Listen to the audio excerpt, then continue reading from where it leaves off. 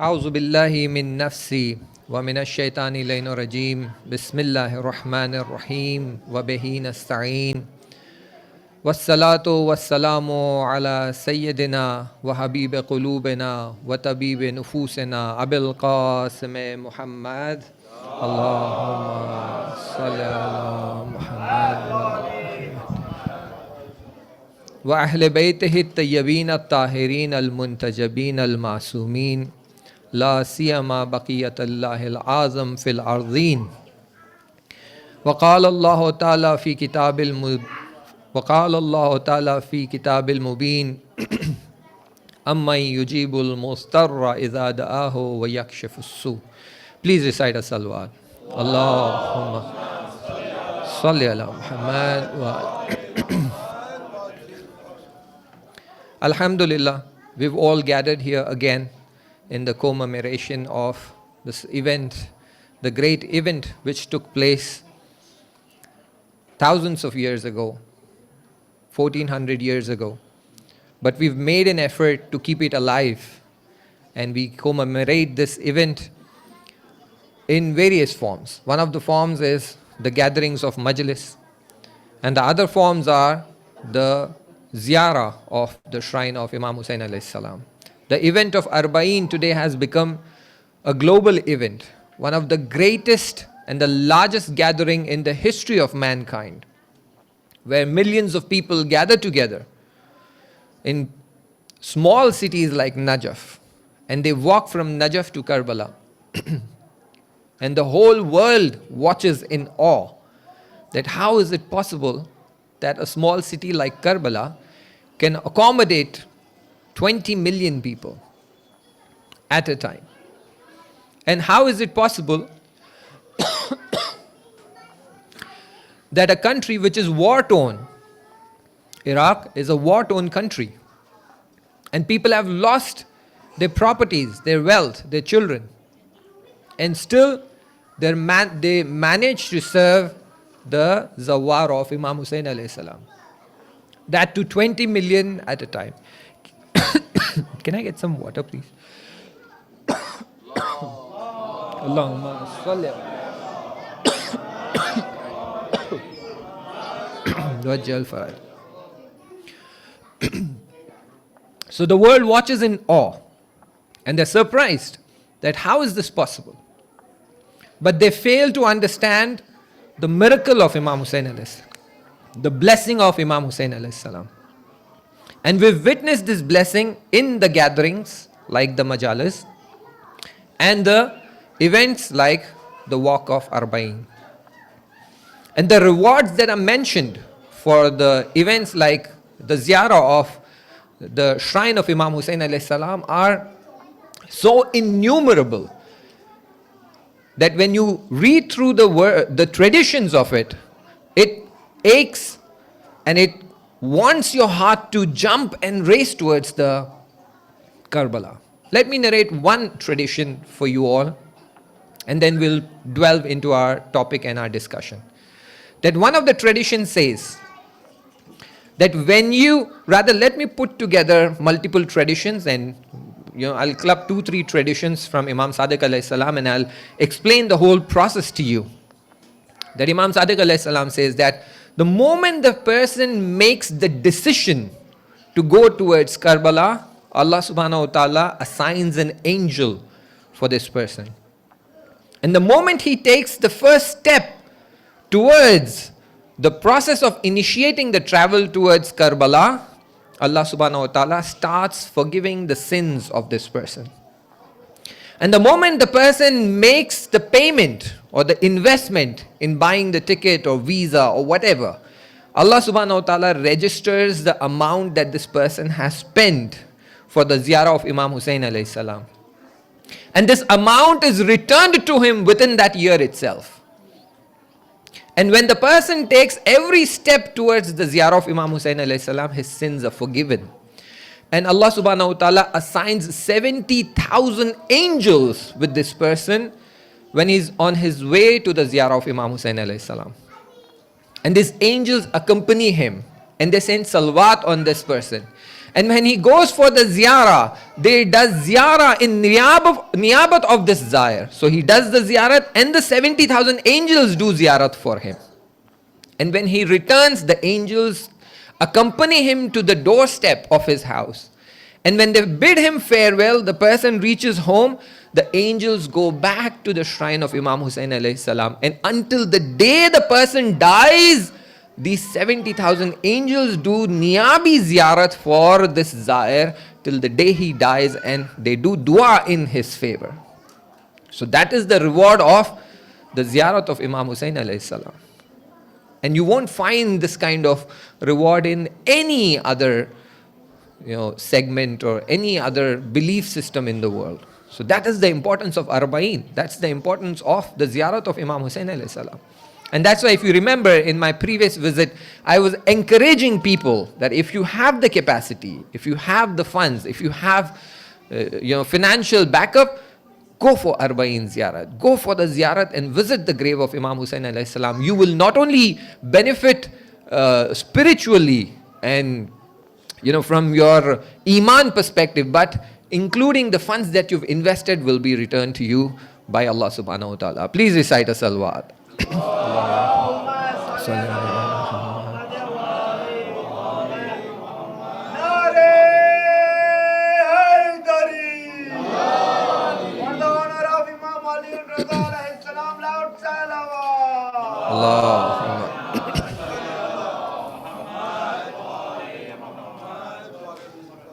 Let's get back to our main topic and the topic of our discussion.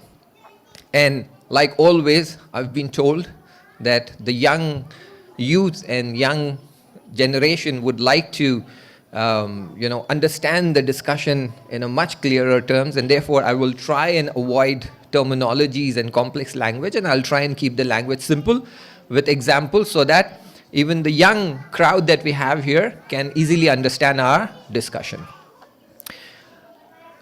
In my previous visit, one of the important points that we spoke about and emphasized upon was the marifat of Imam Hussain alayhi salam, the marifat of Ahlul Bayt alayhi salam. And we discussed the various levels that one can achieve to reach that level of marifat. We said you need to have knowledge, then marifat, then yaqeen, and then the ita'at, and then the yaqeen of higher level, so that you do absolute ita'at and submission to Ahlul Bayt alayhi salam, that whatever they ask you to do, you follow it without questioning their stature, status and their position. That was one discussion that we were having. On the other hand, the English speaker that we had, he spoke about the message that Imam Hussain carried along with him. If you remember, couple of statements that Maulana made was that Imam Hussain was a man with a mission. And when he started from Medina, he had a slogan. And the slogan was that I am rising to bring a reformation in the ummah of my grandfather. And then we had a discussion about it. However, there's a prevalent and a pertaining question here, which has been going on for last 1400 years, and there have been numerous and various discussions on it. And this fundamental question still remains, that what reformation? What revival?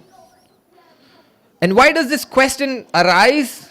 Because when we look at the ummah, we say that Imam Hussain is claiming that the ummah is not following Islam anymore, and I am rising to bring about a reformation or the revival of the Islam that my grandfather has brought about. But when you look at the ummah, you say, why do you claim this? You have this ummah which is offering namaz, which is reciting Quran, which is doing dua. They are not, they've not forgotten Tawheed. So if you look at the battlefield of Karbala, when the enemy was attacking the tents and the camp of Imam Hussain alayhi salam, they were raising the slogans of Takbir. They were saying Allahu Akbar and then attacking the camps of Imam Hussain alayhi salam. So they have not forgotten Tawheed. They had not forgotten Holy Prophet, because they were reciting namaz and they were giving azan, and in azan they were saying Ashhadu an la ilaha illallah, Ashhadu anna Muhammadar Rasulullah. Please recite a salawat. Allahumma salli ala. So there is Islam which Imam Hussain alayhi salam claims that this Islam that I have is pure Islam. What do you have? I have namaz, I have tawheed, I have Quran, I have Holy Prophet as a prophet. And on this side, they also claim the same thing. They say, we have Quran, we believe in tawheed, we believe in the Holy Prophet, we offer namaz, we fast, and we are also doing jihad. So what is that reformation that Imam Hussain alayhi salam was talking about? This is a pertaining and persistent question that we need to constantly raise and talk about. And the reason is that it pertains to us in today's time. The challenge of the ummah at that time and the reformation that Imam Hussain alayhi salam wanted to bring about was the level of attachment of the ummah with the hujjat of Allah subhanahu wa ta'ala.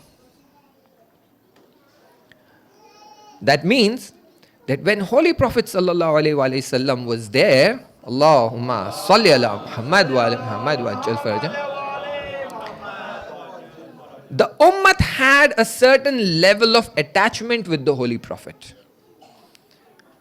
And when the Holy Prophet passed away, this level of attachment that the ummah had with the Holy Prophet started degrading, started diminishing. And that's why you see that this level of attachment with the hujjat of Allah, that was Imam Ali alayhi salam after the Holy Prophet, did not exist anymore. It did not exist anymore. And as the time went by, this attachment started reducing. And it had come to a point where the ummah did not feel the need of hujjat of Allah anymore. That means the ummah was able to see that they had a leader, and that was Yazid of the time, at the time of Imam Hussain alayhi salam, the Yazid, and they were like, we are okay with that. Even though we know that he is not the right person, he is alcoholic, he is a gambler and whatever, but we are okay with that. As long as we have a ruler, and there are problems with him, and these problems are causing disruption in the society, but at my individual level, there's only this little share that falls in my account. And therefore it's not bothering me all that much. It's only troubling me to that little extent. And therefore I'm okay with that. On the other hand, we have Imam Hussain alayhi salam, the farzand of Rasul.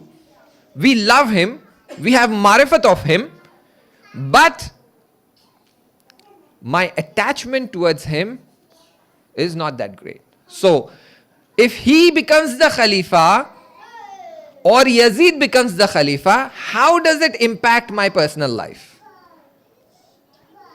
Now, instead of the term attachment, I'm going to use a different term. I used the term attachment intentionally so that the young generation here can understand that term attachment. I'm going to use a little higher degree term and then take to the final definite term that I want to use.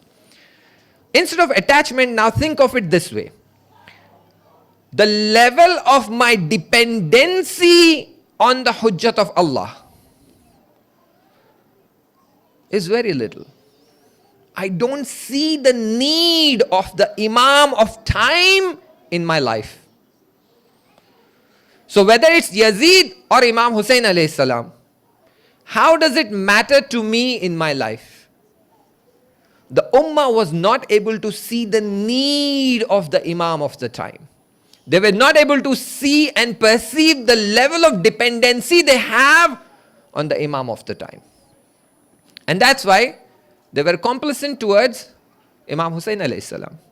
And that's why when you look at the sermons that Imam Hussain alayhi salam presented, he constantly reminded them that I am Farzand Rasul. Why did he keep saying this? Not just because he wanted them to identify Imam Hussain alayhi salam as the grandson of the Prophet. No, He was trying to emphasize that your level of dependency that you had on the Holy Prophet for your guidance, it should be the same level of dependency that you should have on the Hujjat of Allah, who's the rightful Hujjah in your time. So now if you've understood this movement from attachment to dependency, let me give you a clearer understanding here so that we will use the final definitive term that we want to use here.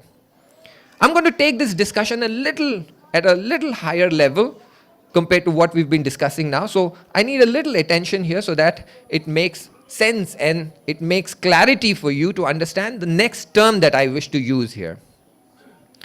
Imagine this way, that when nothing else existed, Allah subhanahu wa ta'ala, the infinite being, existed.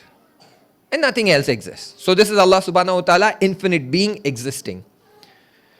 And the first thing that Allah subhanahu wa ta'ala created was the nur of Muhammadi sallallahu alayhi wa sallam. Allahumma salli ala Muhammad wa ala. So the first creation was the nur of the Holy Prophet sallallahu alayhi wa sallam.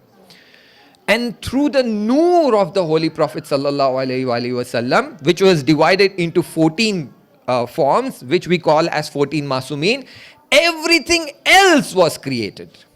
That means the whole creation, right from the angels to heavens to Behisht and the world and everything that can be imagined and spoken about, was created through the nur of the Ahlul Bayt alayhi salam.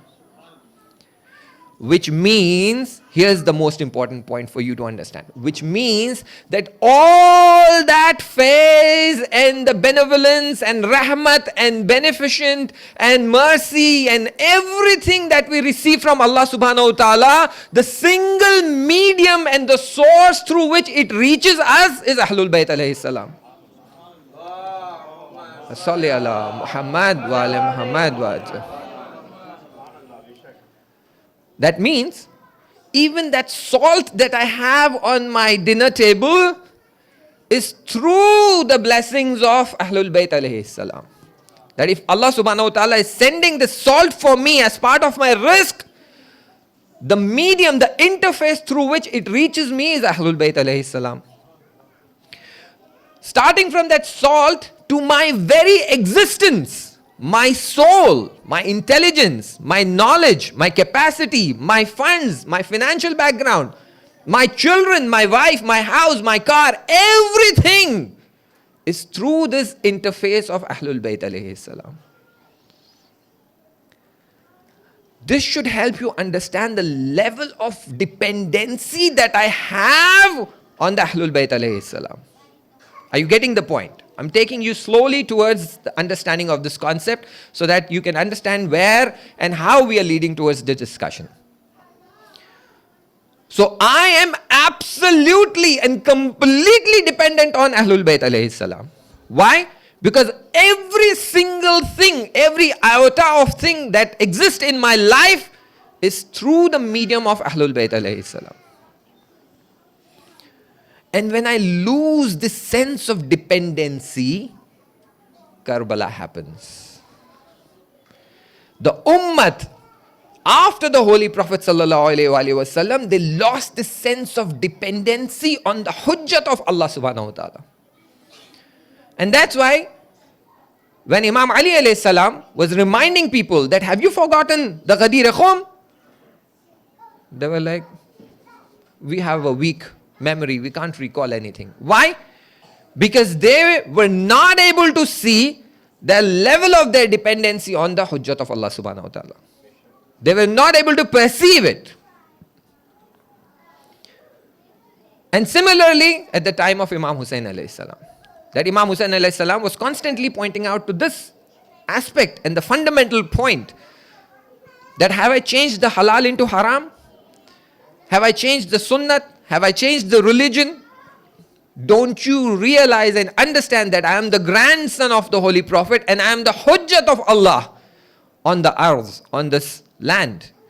Meaning that I am the single source through which everything reaches you. That means you are that dependent on my existence. Now let me take it to the next term that I want to use. Please recite a salawat.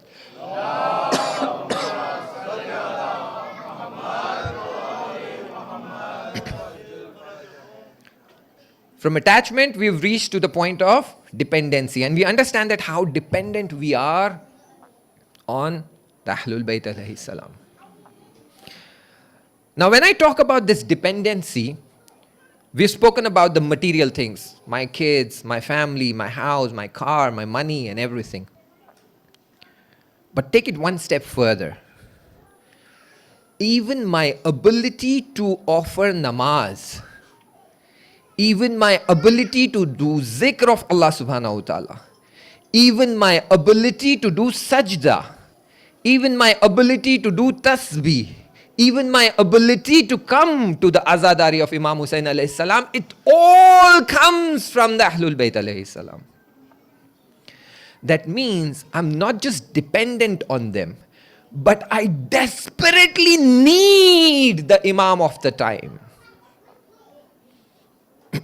So it's no more love and attachment. It's no more dependency.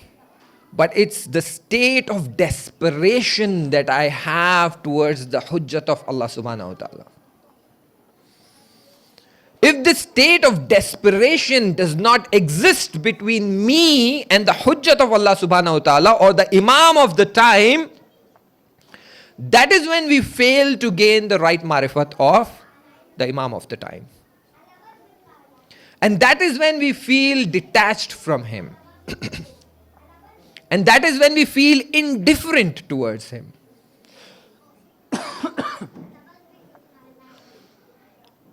And this is what happened in the battlefield of Karbala. That when the enemy was attacking the tents and the enemy was attacking Imam Hussain alayhi salam, they were totally indifferent towards Imam. They did not feel the need of the Imam. Yazid did not feel the need of the hujjat of Allah. The enemy was complacent towards it. Let me help you understand a little better here. When we use the term desperation, please understand, in very clear terms. I'm trying to explain it as simple as possible. When we use the term desperation, it means that, look, desperation is other than need. Desperation is other than requirement. Desperation is other than necessity. Right? Desperation has a different meaning compared to this. Why? I need food. That's my requirement. But can I say I am desperate towards food? I can't say that. When I say food, I need breakfast, lunch, and dinner. In breakfast, I need bread. Now, if I don't have bread, do I have another alternative for bread? Yes, I have an alternative for bread. In lunch, I generally eat rice. But if I do not get rice, do I have an alternative for rice? Yes, I have an alternative for rice. So I never say that I desperately need rice. I claim that I need rice. I require rice. I like rice. But as long as there is an alternative available, you do not become desperate for that thing. But when you know that there is no alternative and this is the only thing and this thing is not available for me, that is when I become desperate for it. Take example of medicine. When there is a person who is a diabetic and the only option and the only solution for him is insulin injections, and insulin injections are not available in the market, not available in the country, that is when he says that I'm desperate for this insulin. I'm desperate for this medicine. I so badly need it that my life is dependent on it. I don't get it for some time and then I will die. This is called desperation. Now, my behavior, my connection with the Imam of the time If it is only to the extent of attachment, it's a different story. If it is only to the extent of dependency, it's a different story.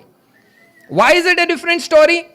Because when you say, I depend on him, but I am not desperate for him, that means you're perceiving that there is an alternative available for the Imam of the time.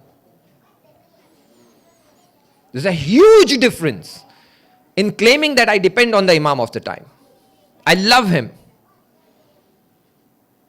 So when you look at your worldly situation and you look at your spiritual situation, the elevation and the growth and the ascension that you desire in your namaz, in your ibadat, if you say, I depend on the Imam, that means you have a perception that there is an alternative that can help me grow in my ibadat, in my salat, in my zikr, in my proximity to Allah subhanahu wa ta'ala.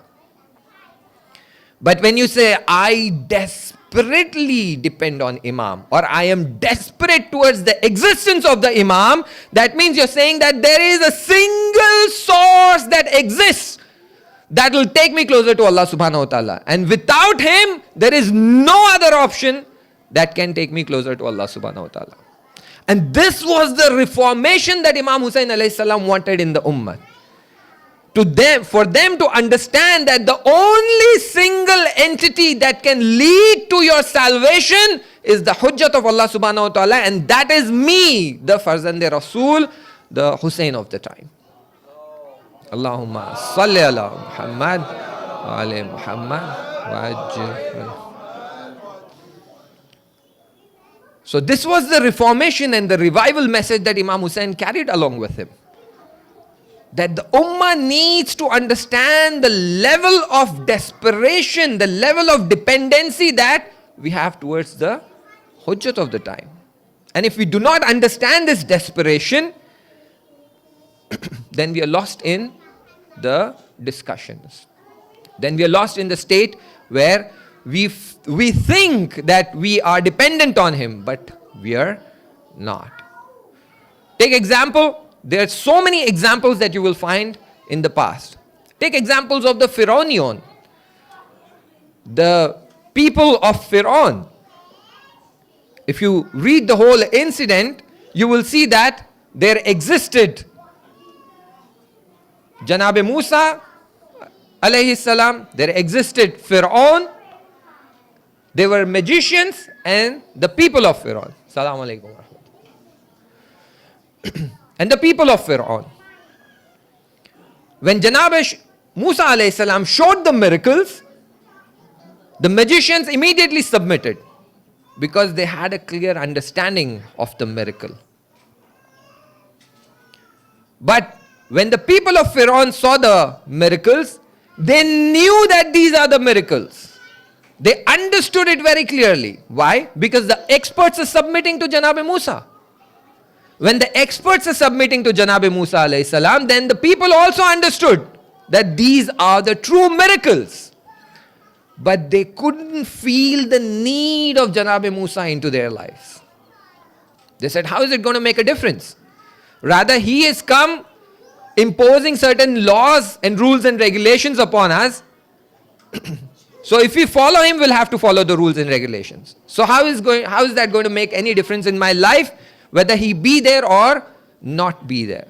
Imam Sadiq alayhi salam, please recite a salawat. Allahumma Muhammad. In the explanation of this verse, he says this was kufr ba ma'rifat. That means the people understood the reality and still did kufr towards Janab Musa alayhi salam. Why? Because they understood that this is the true miracle. But they did not feel the dependency on Janab Musa. Pharaoh was claiming, Ana rabbukumul a'la. And that's why he never felt the dependency or the desperate need for the hujjat of Allah subhanahu wa ta'ala. Take another example here. Take the example of Iblis. That when Allah subhanahu wa ta'ala introduced Janab Adam and he said, do sajda, Iblis said no. Why should I do sajda? And why he did not do sajda was this very fundamental aspect, that he did not see himself dependent and desperate towards the wali of Allah subhanahu wa ta'ala. Rather, he saw himself at a higher status than Janab Adam alayhi salam. And therefore he said, no, I don't have to bow down to Janab Adam alayhi salam. Why? Because I'm not dependent on him. I don't need the existence of the wali of the time, and therefore I don't have to bow down to him. So this is something that we need to constantly review and revisit for ourselves. That how dependent am I on the Imam of the time today? How desperate am I for his existence today? Or how indifferent am I towards the Imam of the time today? Because if I feel that I am attached to him, there's an attachment and love towards him, that's not enough. If I feel that I depend on him to fulfill my needs, that is still not enough. Because somewhere you feel that, okay, he's there, but there's also an alternative that can fulfill my needs, which are my existential needs. But if I say I'm desperate for the Imam of the time, that makes clear sense. And one of the reasons why Imam is still in ghaibat is because the Ummah is not feeling that desperation towards the Imam of the time. They're feeling the love. They're expressing the love. And there's a small category which is expressing that dependency. That, oh Mawla, we depend on you for everything. Only you are the one who gives us everything. But there's a very, very small category which says that, Mawla, we are desperate for you. See, when we say desperate, please understand, when we say desperate, meaning that I do not have any other alternative, and without this, there is no other hope for me. All hope is lost. It is only when all hope is lost that we become desperate towards someone. So deep down inside, when I visit myself and I see that I am not desperate towards the Imam of the time, that means I have vested my hopes into somebody else. Let me explain this with an example so that it becomes really clear for us. I'm going to take an example which most of us can relate, inshallah. Imagine my mother is sick and I take her to the hospital. And the nurses there and the doctors there, they say, okay, you know what? We'll have to immediately put her into ICU. We'll have to admit her and put her into ICU. Okay, fine, great. So they put her into ICU. Say, okay, what's the problem? What's your diagnosis? We've diagnosed her with X problem. Fine, alhamdulillah. At least we know what the problem is. So please start the medication. Please start the cure. Please start the process. Say, no, we can't start the process. Why? Because there's a specific doctor who handles this case, and only he can start the process, he can start the medication, he can start the treatment. Fine. Please call the doctor. Okay, we've called the doctor, but he is visiting another patient in another hospital, which is about an hour away from this place. So, hospital X, where my mother is admitted into the hospital, and the doctor is at hospital Y. Fine, great. So how long does he take? He said, at the best, even if I come with full throttle, it will take me minimum 60 minutes to reach to this hospital. Fine. However what? The problem is that if we do not start the treatment of your mother in exactly 1 hour, we won't be able to save your mother. How long is the doctor going to take? 1 hour. That means if he reaches here at the 59th minute and administers this medication or treatment, we will be able to save your mother. Fine. How would your first 10 minutes be? Your mother is in ICU. You know the doctor is 1 hour away. You're sitting outside the ICU. You're hearing the beeps on the machine. How will your first 10 minutes be? Like, you'll probably look at your watch 10 times in 10 minutes. Every minute you'll probably look at your watch and you're like, okay, still 1 minute. It's just 1 minute. In such a long time that has passed, my watch has moved only 1 minute. 20 minutes passes away. Somewhere deep down in your hearts start beating faster. Heartbeats grow intense. Half an hour passes away. What do? You get up from your place, you go to the nurse, you go to the doctor, you ask them, what happened to the doctor? You said he's going to come here in an hour. So what happened? I said, yes, we told you an hour. It's just half an hour yet. So he's still going to take another 30 minutes to reach here. Fine. But has he confirmed that he is, on his way? Yes. We called him. He said he is on his way. Another 10 minutes passes. So now you're left with 20-minute window. How often would you look at the watch? Would you actually sit down and relax? Or would you be pacing in the hallway of the hospital? Another 10 minutes have passed. So now you've got only 10-minute window left. How would you feel now? Are you feeling thirsty? Can you feel the hunger? Can you feel the pain in your body? How stressed you are. Another 5 minutes passes away. So now you're left with 5-minute window. Now you've started becoming desperate for the doctor. Now you go asking the nurse, where's the doctor? Sir, another 5 minutes to go. I understand, but he should understand the critical point, critical reason, critical situation here. He should be here now. He should have driven a little faster. It's just 5 minutes left. Yes, sir, we understand your point, but still, he's on his way. Now you've got 4 minutes. What do? You start raising your voice.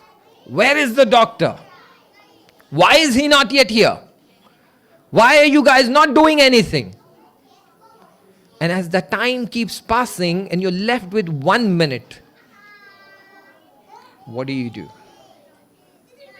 This is the state of desperation. You're no longer waiting for the doctor. The waiting was happening when you had 1 hour in your hand. Intizar. See the terms that we use. Intizar. When was that intizar? When you had 1 hour window in your hand. But when you had 15 minutes in your hand, it was urgency. I need the doctor now. When you had 10 minutes left, it was emergency and urgency and importance. I need him now. And when you're left with 1 minute, it's desperation. You need the doctor now. There's only one thing on your lips. Where is the doctor? This is called desperation. Are you understanding the level that we should be in now? After 1200 years of ghaibat, we are still in the state of intizar. We are not even in the state of urgency that I need my Imam now. No, we've not moved. We're still in the state of intizar. Yes, he's going to come. He will come someday. And that's why things are not moving forward. We need to come out of that state of intizar, waiting, and we need to move towards the state of emergency. I need him now. And more than that, we need to move in the state of desperation. I need him now. Where is my doctor? Because in this whole universe, there's only one doctor of our nufus who can treat our souls, who can purify our souls, and who can take us towards salvation. There's only one doctor. And therefore today, my concern and my slogan should be that, where is my doctor? Where is the Imam of the time? And unfortunately, we are not feeling that istirar. The term that is used in Arabic is istirar, the desperation. And that's why if you look at the verse, أَمَّن يُجِيبُ الْمُضْطَرَّ إِذَا دَعَاهُ وَيَكْشِفُ السُّوءَ, where Allah subhanahu wa ta'ala is saying that someone who calls upon me in the state of desperation, I answer their dua. And Allama Tabatabai writes in his tafsir for this verse that the state of desperation is the only state in which the dua comes from the heart and the soul of the person. And Allah definitely fulfills his dua. That when you are muztar, and when you call for Allah subhanahu wa ta'ala in that state of istirar, in that state of desperation, Allah accepts your dua. And he further writes in his tafsir that anyone who does dua and is not in the state of istirar, his dua is not dua at all. That means Allah subhanahu wa ta'ala qualifies your dua as dua when you are in the state of istirar. And Allah subhanahu wa ta'ala is saying that if you call upon me in the state of desperation and istirar, I will fulfill your dua. Now imagine the whole ummah across the globe reciting the dua, Allahumma kulli waliyaka al-hujjat ibn al-Hasan. But the dua is not getting fulfilled. Why? Because we are still in the state of intizar. We've not moved to the state of emergency. We've not moved to the state of desperation and istirar. And therefore, Imam of the time does not see your dua as dua. He only sees it as a verbal recitation that we have. So that state of istirar is required for Allah subhanahu wa ta'ala to answer the dua. Let me open the parenthesis here and quickly point out that sometimes our duas are not answered because Allah subhanahu wa ta'ala looks at the bigger picture and through his wisdom decides whether a dua should be answered now or not. So that's a different thing. But when you are in state of istirar, then the scenario becomes different. Sometimes Allah subhanahu wa ta'ala puts us through a certain struggle, a certain challenge in the life so that we reach that state of istirar. And then we do dua in the state of istirar and Allah subhanahu wa ta'ala makes you realize that there is no hope for you in this dunya except for Allah subhanahu wa ta'ala and Ahlul Bayt alayhi salam. Sometimes we become complacent towards the Ahlul Bayt alayhi salam. We take them for granted. And that's when Allah subhanahu wa ta'ala says, no, you're going astray. Your perceptions have been faltered. You're perceiving that you have alternatives available that can fulfill your needs. That is not the case.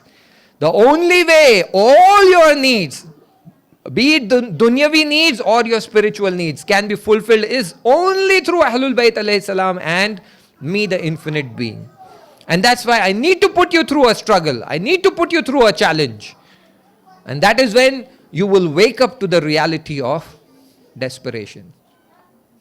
Ustad Ali, he is a Ustad in the Hauza of Qom, a very popular and very knowledgeable Ustad of Akhlaq and Ustad of Dars.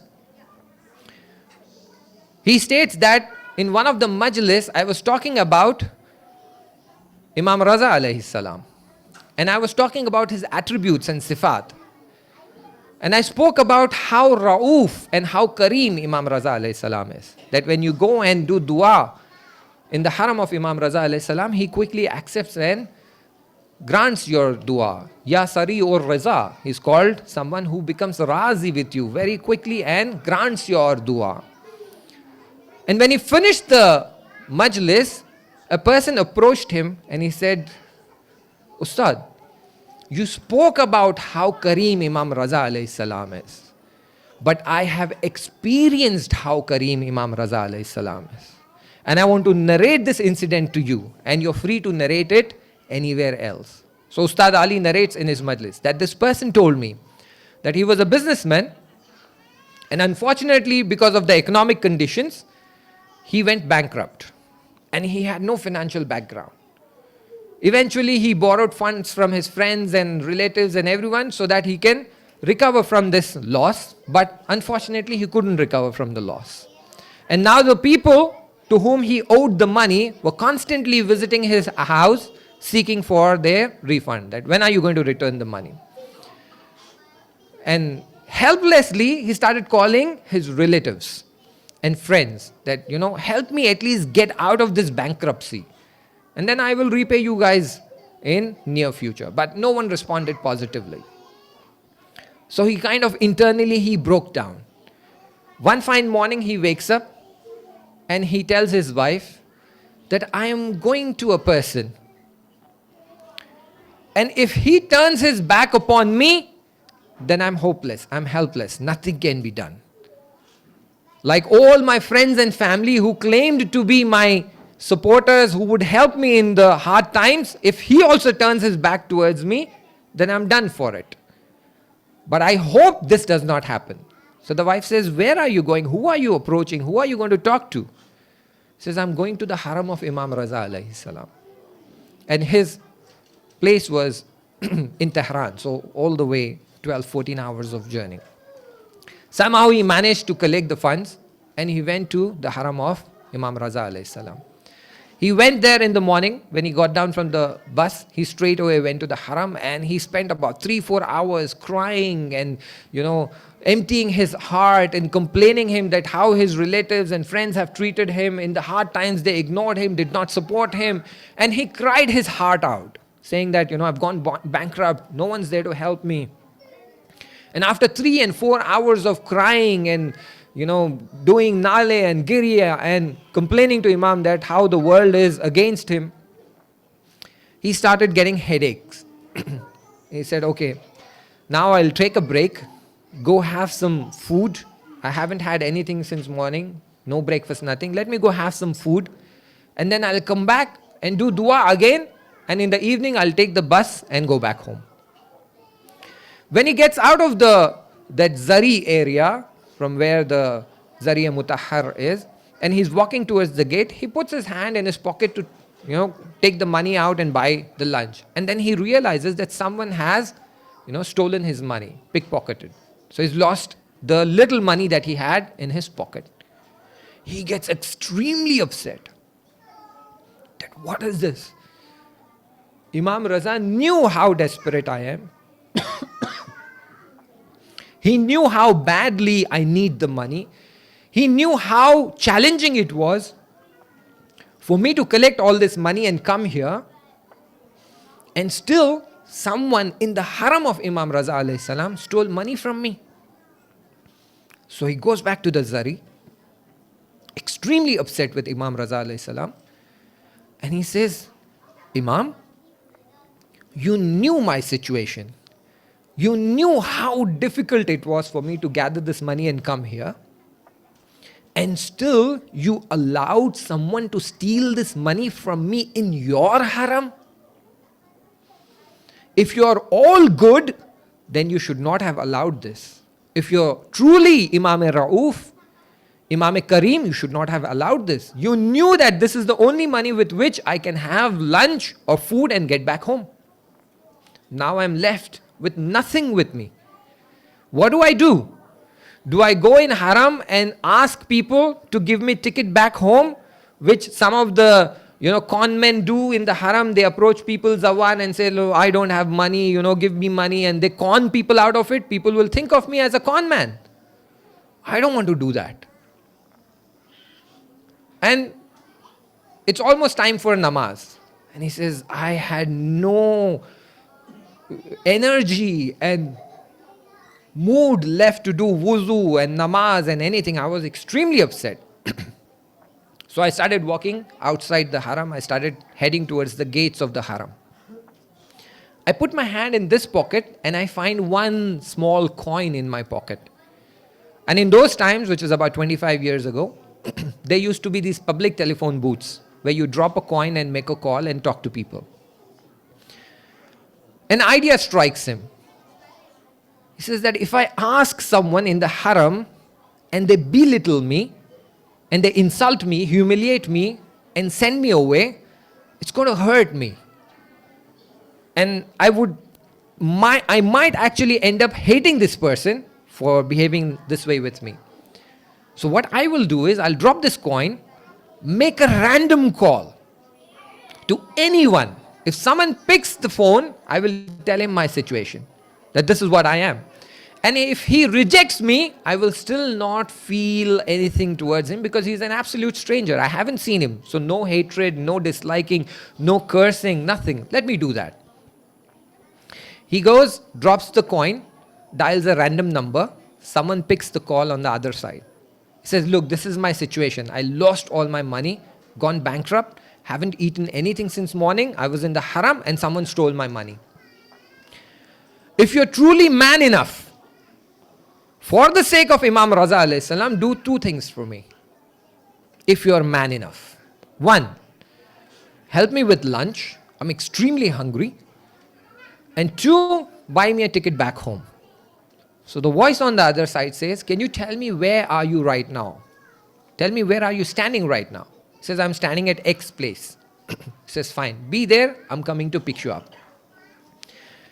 A car comes there. He says, are you the person who called up? He said, yes, I am. Then he realizes that this is not the owner. It's the driver who's come to pick him up. So he boards the car. And then this driver takes him away. Almost half an hour outside the Mashhad, boundaries to a nearby place. And when he enters the perimeter of the house, he sees that it's a huge mansion-like house. It's an extremely rich person. He goes into the house and he sees that the owner of the house is coming down from the top floor through the stairs. He comes running to this person and he hugs him. This person gets surprised. He says, do you know me? He says, no, but you are the guest of Imam Raza alayhi salam.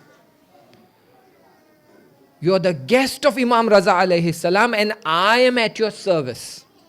So he takes this person to the table. He gets him the best food to eat. And while he's having the lunch, he says, can you tell me what your problem is? Why are you in such a state of desperation? He says, look, I've gone bankrupt and this has happened. He says, how much money have you lost? He says, I've lost about 200 million tuman, which if compare at that time, it's about 200,000 Sing dollars. I've lost 200,000 Sing dollars in the business. He says, okay, fine. Then he says, how much would you need to revive your business? He says, about $80,000. He says, fine. He pulls out his checkbook. He writes a $200,000 check and hands it over to him. This person gets shocked and he says, why are you giving me this money? I will never be able to repay back this money to you. He says, don't worry. And he writes another $80,000 check to this person. And this person is now shedding tears. Like, what's wrong with you? I'm a stranger to you. You don't even know me. And you're giving me $200,000, an $80,000 check. He says, this $200,000, this is totally forgiven. I don't even want it back. It's yours. Just go and pay back your bankruptcy and your loans and all that. And this $80,000, go and revive your business. And whenever your business starts making profit, then you repay it back to me. He says, fine, I understand, but why such benevolence? Why such treatment to me? He says, about 2 years ago, and when he's talking about this, a young child about 14 years old walks in, extremely mu'addab, ba-akhlaq, and places tea in front of this guest and walks away. He says, this is my son. You see him? This is my son. He's 14, 15 years old now. 2 years ago, he had a tumor in his head. I took him to Tehran. They said, we can't treat him. I took him to other hospitals in Iran. They said, we can't treat him. Then what do I do? Said, take him to London. They might have some cure or treatment there. I took him to London and the doctors conducted certain tests on him. And they said, we need to conduct 3 tests. If all the 3 are negative, then we can't do anything about your son. He's goner. Nothing, no help. Nobody can save him in dunya. So first test, negative. Second test, negative. And while they were preparing for the third test, one of the doctors come to him and he spoke to him in English and he says, do you know dua? He says, yes. Do you understand what I'm saying? Dua, prayers? He says, yes. He says, go and do dua to whoever you think can actually help your child. That is your only solution. Pray that the third test should not be negative. He says, my hands and legs went numb. I was shivering standing there. I immediately went to the open area in the hospital under the sky, and I didn't even know who should I pray to. And then it clicked me that I can pray to Imam Raza alayhi salam. And he says, oh Imam Raza, I've never been a good zayar to you. I've never truly with pure intentions visited your haram. I've never been a good believer to you, that I have come with dedication and visited your shrine. And I've never kept my promises with you. I made oaths with you that I will give up doing this, give up doing that, and I kept breaking my oaths. So I've never been a good mu'min of you, O Imam Raza. But I have been a good neighbor to you. I am a neighbor to you. My village is 50 kilometers away from your harams. For the sake of me being your neighbor, please save my son. And I promise you that for one of your zayars, I will solve his absolute problems. And then the doctor comes to me and says, the third test is positive. And now we want to conduct the other two tests to check that the earlier two tests had misreadings. So then they tested again. And then the other two tests also turned out to be positive. I said, okay, now take your son back. So he says, at least give him some medication, some tablets, some injection, some capsule. He says, we don't give medication to healthy people. There is nothing wrong with him. Take him back to Tehran. Take him back to your house. He starts crying for the blessing that Imam Raza has done. But he had his own doubts. So he take him to Tehran and the doctors check him and say, no, this is your other son. This is not that son that you brought to us. He has no symptoms of the ailments that he had earlier. Says, that is how Kareem Imam Raza has been to me. And last night, Imam Raza came to my dreams and he said, you remember the promise you made? My Zaire is coming today and he is desperate for me. And he has claimed that, oh Imam, I have lost hope from everyone. I have lost hope from my family members. I have lost hope from my friends. I have lost hope from everyone. And you are my only last hope. So I'm desperate for you. I'm coming to you. I want to see, are you truly Kareem? So my Zaire is going to come. And the promise that you made that you will solve all his problems, now is the time to solve his problems. Then this person says that, oh, Zaire Imam, he's asked his name and introduction. He says, oh, X person, if you feel that I have not done enough for you, and I have not done enough to fulfill your needs that you had placed with Imam Raza alayhi salam, tell me, I will take care of you further. I will repay your debts and I'll clear all your problems. He says, no, you've done a great job. Now all I want is a ticket back home. So he asked the driver to drive this guy to the train station. And on the way, he looks at the tomb of Imam Raza alayhi salam. He starts crying and he says, oh Mawla, I'm so sorry that I doubted on your legitimacy, that you are the Kareem Mawla. Ya Kareem, Ya Kareem. And then he starts shedding tears. And brothers and sisters, for a Kareem and Rauf Mawla like this, do you know what the Ummah had did to the Imam Raza? For the Mawla who had such a benevolent heart for the believers and the lovers of Ahlul Bayt alayhi salam. Do you know what the Yazid of the time had done to Imam Raza alayhi salam? He saw Imam Raza alayhi salam as a threat, and he sends his special task force to bring Imam Raza alayhi salam from Medina to Marv, to Khurasan. The force comes there and they read out the Hukmnama to Imam Raza alayhi salam. It says, you've been ordered to come to Mar by the hukm of Ma'mun. Imam Raza alayhi salam sends for the family folk. He calls all his relatives. He calls all his women folk, and he says, oh my people, oh my relatives, do azadari for me, do girya for me. The Imam is alive and he's asking them to cry for the living Imam. He's saying, cry for me because my time has come. People would ask, I would ask Mawla, why are you asking the women folk to cry? Then you would know that Imam says, so that this tears and these wailings would reach to the neighboring houses, and people would come and ask that why are the women folk of the Holy Prophet crying? Why are the women in the house of the Imam crying? Why are they wailing? Oh brothers and sisters, no one came to ask that what is the commotion and what is the crying about in the house of Imam Raza. And this is not the first instance that happened in the Medina. There was a time when the Bibi used to cry in the house. There used to be wailings echoing in the air of Medina after the Holy Prophet. Nobody came to ask, oh Zahra, oh daughter of Prophet, what is troubling you?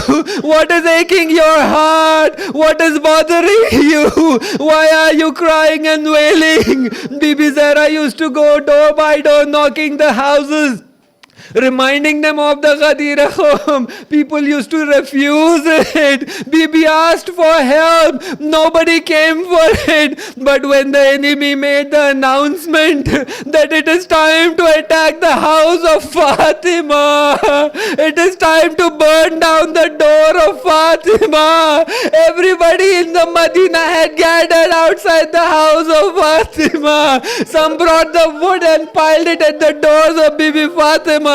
Some brought the fire and lit up the door on the fire. Some just came to witness the burning of the house and the commotion of the Ahlul Bayt. No one came to help. No one came to ask that what is happening and why are you troubling the daughter of the Holy Prophet. The door was set on fire. They didn't wait for the door to burn down. They kicked the door on Bibi Fatima, and Mohsin is martyred. Ilayya, Fizza. I am in pain, Fizza. Still no one came to ask and support Bibi Zahra.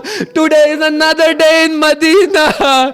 The ladies of the household are crying and wailing. Nobody comes from Medina asking that why are the women of Imam Raza crying and shedding tears. Imam Raza hopes that when the wailing reaches their house, the doors echo with the wailing of my women folk. They might come and ask me what is happening, and I can tell them the zulm that they're doing on the Imam of the time. The army captured him. I'm using the term captured him because it was a forceful taking of the Imam from Medina to Mar. They took him to the Mar, and Mamun wanted to ploy his tactics, but Imam cancelled all his methods and failed all his plans. And Mamun realized that the only hope and the option that I have now is to eliminate the Imam of the time. He calls Imam to the court, and Imam had a very close companion, Abbasalt. Imam is about to leave, and Abbasalt always followed Imam with Imam to everywhere he went. He says, Abbasalt, I'm going to meet Mamun. When I come back and you see that the Abba is on my shoulders, you can ask me anything you want. You can question me and I'll answer your questions. But if you see that the Abba is on my head, don't ask me anything. I will not have the ability to answer anything. I will not have the ability to speak. I will not have the ability to walk. I would need your support to walk back to my quarters. From the house to the quarters, it's not a very long distance. Imam goes inside. Mamun presents Imam with the grapes. Imam takes takes a couple of grapes and consumes it. Mamun insists and emphasizes that Mohalla takes some more grapes. Imam looks at Mamun and says, Mamun, these couple of grapes have fulfilled your desire. They're enough to fulfill what you want. Don't insist on more grapes, because the poison was so intense. When Imam steps out, the Abba is on the head of the Imam. Abba said, looks at the Imam. The skin of the Imam has turned pale. The distance is very short. Imam would walk few steps and sit down, then gets up and walks again and sits down. Finally he reaches his quarters and he says, Abba Salt, don't disturb me anymore. I need to rest inside. Imam goes inside and closes the door. Abba Salt hears the conversation of Imam with another person. Abba Salt immediately opens the door and runs inside, thinking that an enemy is trying to attack the Imam. He witnesses a young person, a brightly lit person standing next to Imam Raza alayhi salam. He says, oh young, bright, illuminated person, who are you? He says, I am Jawad. I am the son of this Mazloom Imam. This Imam has been poisoned. These are his last minutes. Oh Abba Salt, prepare for the ghusl and kafan of the Imam of the time. Oh brothers and sisters, I would say this is the norm of the world, that when the father passes away, the son does the ghusl and kafan and namaz-e-mayyat for namaz-e-janaza for the father. But oh my brothers and sisters, in the battlefield of Karbala, there is a father and there's a young son, and the son is riding on the horse, and the father looks towards the sky and says, oh Allah, bear witness, I am sending my best towards the battlefield, into the war between the swords of the enemy. Ali Akbar walks into the battlefield. It is narrated in the traditions that when the body of Imam Raza was being taken, he was given ghusl, he was given kafn, he was in the tabut, and when it was being taken, the people were showering flowers on the Imam Raza. But I, the son of Hussein, he is in the battlefield, being showered by the arrows, being showered by the stones, being attacked by the swords. May a father never hear this voice of his son. The son calls on to the father, oh father, take my last salam. Imam rushes to the body of Janab Ali Akbar. He calls out, Aina Ali, Aina Ali. Your painful call has weakened my eyesight. I can't find your body. Ala lanatullahi ala al-qawmi az-zalimin. Matame Hussein.